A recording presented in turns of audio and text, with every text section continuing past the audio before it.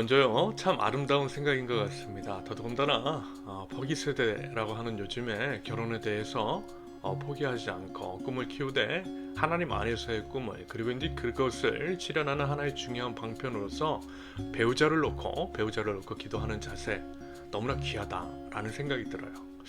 이미 이제 그 마음을 아시는 하나님께서요, 우리가 이제 계획하고 뜻하는 것보다 훨씬 더 좋은 길로 인도해 주실 것이라고 믿고요, 힘껏 응원하고 싶습니다. 함께 기도할게요. 일단 여러분, 배우자 기도라는 것에 대해서 한번 생각해 볼까요?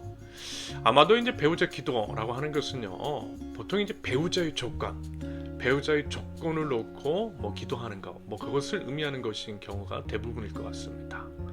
아마 이제 질문을 한 당사자도요, 이러한 맥락에서 질문을 했을 것 같아요. 그러면서 우리는 세상 속에서 살아가되 모든 이 같은 욕망을 가진 존재로서 물론 이제 외적인 드러나는 그런 조건들을 생각하지 않을 수 없다라는 것들을 인정해야 합니다.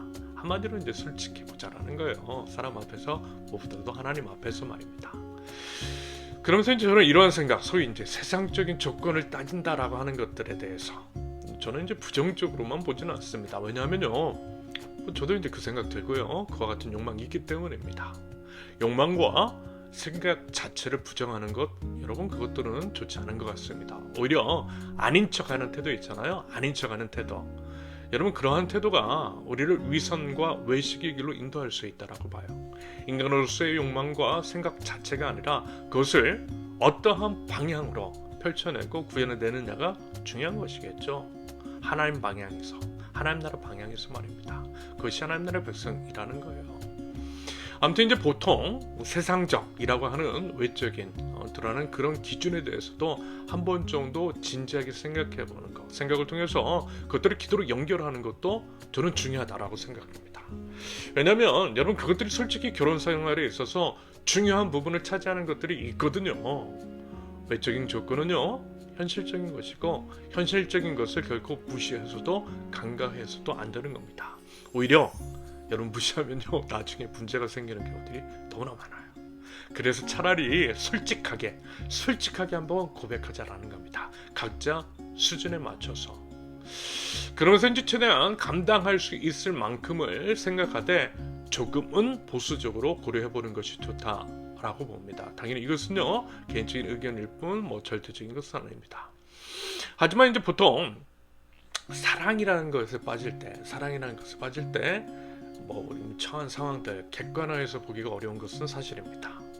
여러분, 이 시기에는요, 감정적인 요소가 보다 크게 작용이 됩니다. 그래서 이성이 마비가 되어서 합리적인 판단을 하지 못하는 경우들이 있어요. 이 정도면 감당할 수 있어. 없어도 괜찮지. 사랑 하나만 되지 뭐. 여러분, 그거 아니에요. 이 정도보다는 조금만 더 여유를 부려서 현실적으로 접근하는 것이 좋다라는 얘기입니다. 생각보다요, 우리가 연약하다라는 것이고요, 그에 비해서 현실은 냉혹한 면이 있기 때문입니다. 콩깍지 금방 벗겨져요, 여러분. 그러면서 이제 현실적으로 고려해야 하는 조건들은 다양합니다. 신체적인 조건, 외모도 중요합니다. 성격, 삶에 대한 태도, 비전, 가정 환경, 친구들, 여러분, 살펴볼 수 있는 것들은 최대한 신중하게 살펴보는 것이 필요하다라고 생각해요. 그만큼 중요하게 결혼이 중요하기 때문입니다. 나중에 이제 결혼한 후회할 일을 만들지 않기 위해서는요, 결혼 전에 최대한 꼼꼼하게 살펴보는 것이 지혜가 아닐까요? 저는 그렇게 생각합니다. 이것은 지극히 상식적이고 합리적인 접근입니다. 너무 조건을 따진다고요? 여러분, 결코 그렇지 않다라는 것은 나중에 경험을 해보면 알게 될 겁니다. 그리고 이런 얘기 있잖아요. 옛말에 어른 말씀 틀린 게 하나도 없다라는 거. 어른들의 이야기가 다 맞는 것은 아니지만요, 경험의 축적, 삶의 지혜를 통해 얻어내서 나온 공통적인 이야기에는 귀를 기울여보는 것이 좋은 것 같아요. 사실 이런 것들은 어른들이 이제 종종 이야기했던 것이고요, 우리가 이제 생각하는 것보다 연애가 아닌, 따질 것 따지고 서로의 조건을 맞춘 중매를 통한 결혼이 생각보다 안정적인 면이 있는 이유이기도 합니다. 여기서 안정이라고 하는 것은요, 그런 요소들을 꼼꼼하게 고려해서 서로에게 어울리는 배우자를 골라줬기 때문에 얻어낸 것이라 할 수 있겠습니다. 말하자면 이런 모든 것들을 배우자를 위한 기도 제목으로 삼을 수 있다라는 거예요.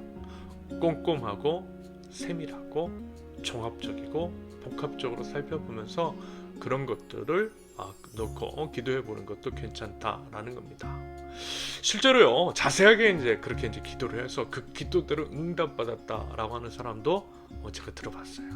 물론 지금은 그분이 이제 어떤 결혼 생활을 하는지 확인해 보지 못해서 모르겠지만 아무튼 그런 사람이 있더라고요. 그러면 이제 이런 질문 할 수 있겠죠. 신앙적인 부분에 대해서는 어떻게 하냐라고 말입니다. 당연히 살펴봐야죠. 당연히 이제 방금 말씀드린 것도 믿음 안에서의 결혼을 전제로 말씀드린 거예요. 왜냐하면 오늘 질문에 하나님 안에서라고 전제를 했기 때문입니다. 그리고 글쎄요, 믿지 않는 자와의 결혼을 하고 믿으면 되지 않겠느냐라는 말도 하는데요. 솔직히 해보자고요. 자신의 신앙도 제대로 추스르지 못하면서 본인 스스로 그런 말 하는 것은 삼가는 것이 좋지 않을까 싶습니다. 본인뿐만 아니라 배우자의 신앙 때문에 고생할 수 있거든요. 생각보다는 이런 경우들이 많더라고요. 그런데 요즘은 진짜 안타깝게도 교회 다니는 사람들도 없고요. 교회 다닌다라는 것 자체가 믿음을 보장해 주지도 않는 것 같습니다. 이 부분은 다음번에 또 한번 다루도록 할게요. 저는 이 말을 참 좋아합니다. 어린 왕자를 지은 생텍쥐페리의 말, 사랑은 서로를 바라보는 것이 아니라 둘이 함께 같은 한 곳을 바라보는 것이다. 사랑은 서로를 바라보는 것이 아니라 둘이 함께 같은 한 곳을 바라보는 것이다. 같은 한 방향을 바라보는 것, 맞아요. 그게 진짜 사랑인 것 같아요. 이런 맥락에서 볼 때 신앙의 방향이 같은 것은 참으로 중요하다는 생각입니다. 중요한 것부터 기도하는 것이 또 맞는 것 같고요. 한편 같은 신앙 안에서 또 결혼을 하더라도 영적인 색깔, 하나님을 만나는 방법은 다양하기 때문에 이 부분에 대한 고려도 필요합니다. 영적 색깔이 달라서요, 갈등이 생기기도 하더라고요. 이 부분도 분명 체크할 필요가 있고요. 기도해야 할 것이 아닐까라는 생각이 듭니다. 이것들 외에도 생각하고 고려해야 할 것들이 정말 많습니다. 그것들 결국 배우자를 위한 기도, 하나님 안에서 가정을 꾸리기 위한 기도 제목들로 삼을 수 있는 것들이겠죠. 당연히 여러분 이 모든 것들을 놓고 기도하되 배우자의 조건들에 대해서도 꼼꼼하고 세세하게 기도할 수 있다라는 것을 그렇게 이제 한번 기도해 보라고 권유해 보고 싶습니다. 하지만 아마 깨닫게 될 거예요. 기도를 정말 해보면요, 깨닫게 돼요. 결국 하나님께 맡겨드리게 돼요. 하나님께 맡기는 것이 제일 좋은 것이라는 것을 깨닫게 되더라는 겁니다. 여러분, 하나님 나보다 나를 더 잘 아세요. 그러면 그 하나님께서 나에게 가장 적합한 사람 붙여주시겠죠? 다만 우리에게 그 사람을 알아볼 수 있는 눈을 허락해달라고 기도하는 게 좋은 것 같아요. 어떤 한 사람, 그 사람의 가치가 사실 인간의 눈만으로는 보이지 않을 수 있기 때문입니다. 더불어 중요한 것, 결국 우리 각자 자신을 바라보게 될 거예요. 우리가 이제 정말 기도해보면요, 다른 사람이 아니라 남이 아니라 내가 보여요. 남의 조건이 아니라 나의 상태가 보이더라는 겁니다. 꼭 그런 것은 아닐 수도 있겠지만 저는 그랬어요. 그래서 남에게 이제 바라고 요구하는 조건만큼 저도 이제 그것들을 갖추었는지를 보게 되었고요. 남에게 바라는 만큼 제가 더 나은 사람이 되고자 하는 마음이 생겼던 것 같습니다. 그리고 제가 더 나은 사람이 되면 배우자도 이제 그에 따라 달라질 것이라는 생각도 들더라고요.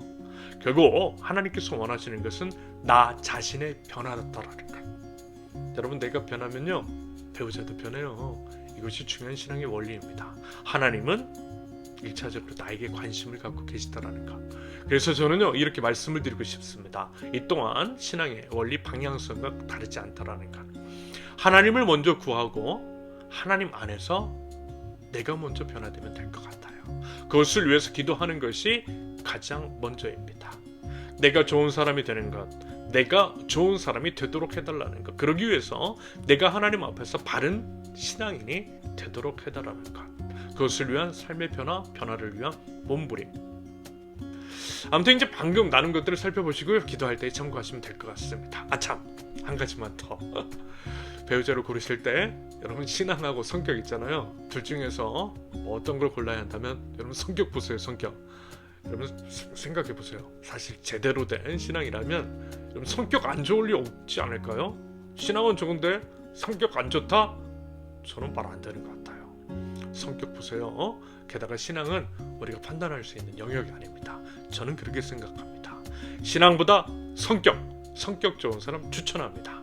부디 모두들 좋은 배우자 만날 수 있기를 바랍니다. 응원하겠습니다. 안녕.